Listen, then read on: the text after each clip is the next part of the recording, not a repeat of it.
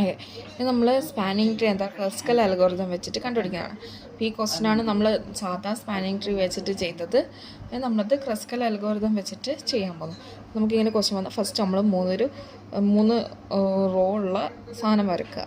Okay, അതിൽ ഒന്നിൽ edge wait status എന്ന് പറഞ്ഞിട്ട് കൊടുക്കുക ഓരോ സെല്ലിൽ. അത് കഴിഞ്ഞിട്ട് നമ്മൾ ഫസ്റ്റ് വെയിറ്റ് എഴുതാം.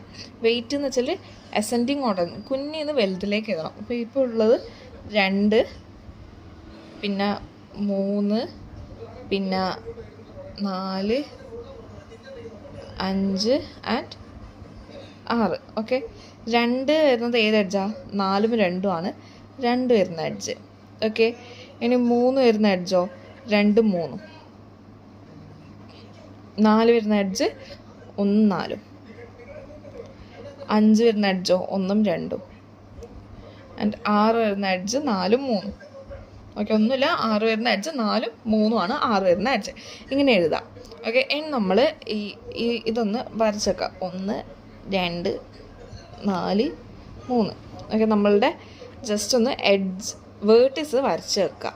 ഇനി നമുക്ക് നോക്കേണ്ടത് ഇത് ആഡ് ചെയ്യണേ. ഫസ്റ്റ് നമ്മൾ 4ഉം 2ഉം, അതിൻ്റെ വെയിറ്റ് 2 ആണ്. അപ്പം 4, 2 നമ്മളിവിടെ ആഡാക്കി, ആഡഡ് എന്ന് എഴുതുക. ഓക്കെ, അതിൻ്റെ സ്റ്റാറ്റസ്. ഇനി 2ഉം 3ഉം വരുമ്പം 3 ആണ് വെയിറ്റ് വരിക. അപ്പം 2ഉം 3ഉം 3. ഓക്കെ, ഇതും ആഡാക്കി. ഇനി വരുന്ന 1ഉം 4ഉം ആണ്. 1ഉം 4ൻ്റെയും വെയിറ്റ് എന്താണ്? 4 ആണ്. അതും നമ്മൾ ആഡാക്കി.